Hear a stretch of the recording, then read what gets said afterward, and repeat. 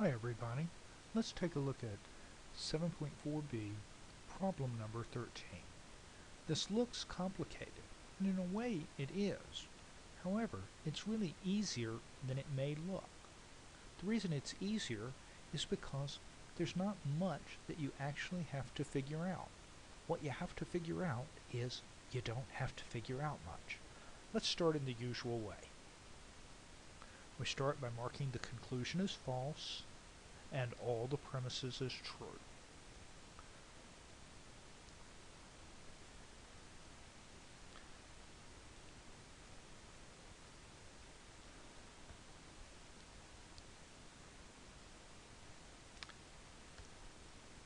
Now, the conclusion, which is false, we said, is a conjunction. And there are three different ways that a conjunction can be false.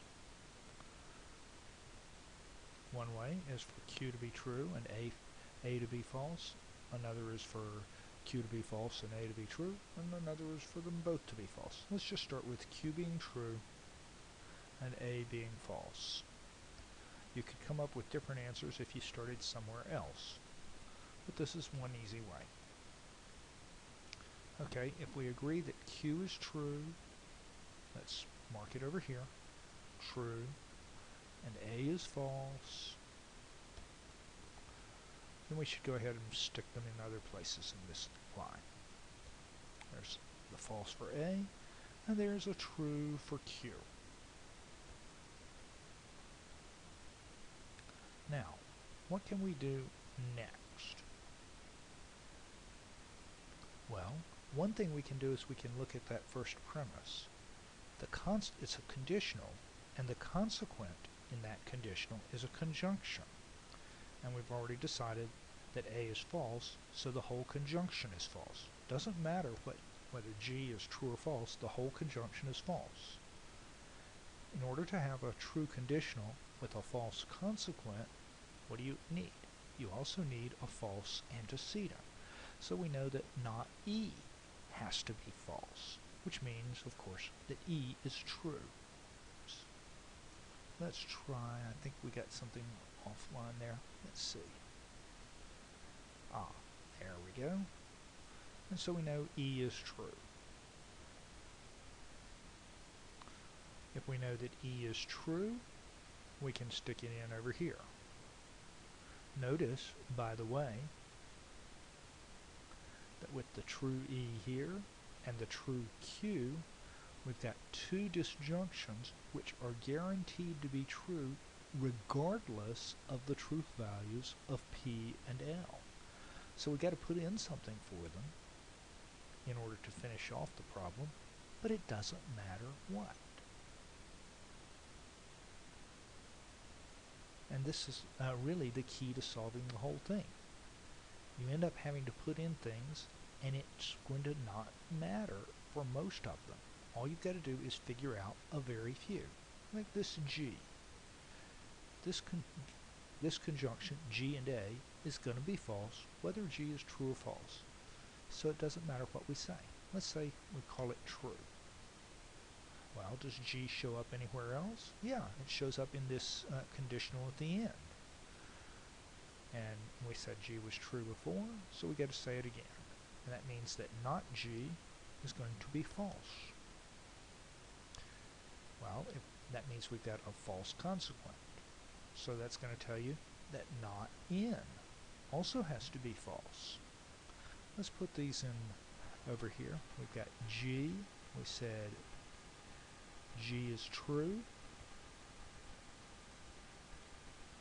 N, it turns out, is also true. And now all we've got to fill in is whatever goes with the P and the L.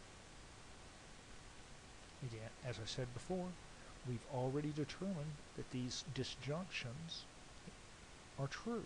So all we have to do at this point is we have to assign something or other to the P and the L, and it's not going to matter what. Let's just say that P is true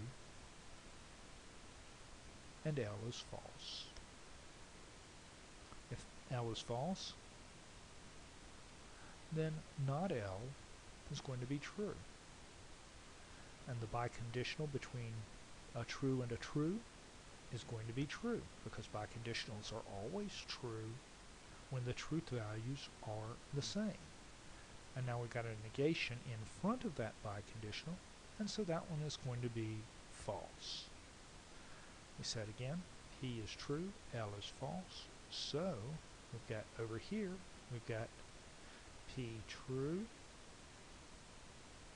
L false, their conjunction false, the negation of that is going to be true again.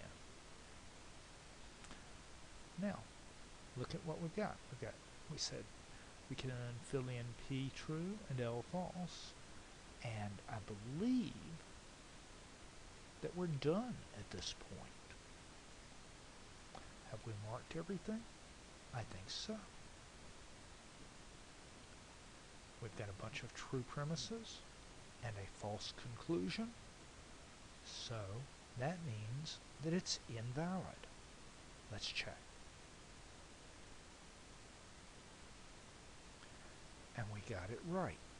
It is indeed invalid with those truth value assignments. The key to this, however, the key to not going crazy trying to figure it out, is realizing that there's really very little that you need to figure out. There's lots of places where it doesn't matter whether you say something is true or false. Only a few things needed to be figured out. And that's how you solve 7.4b, number 13.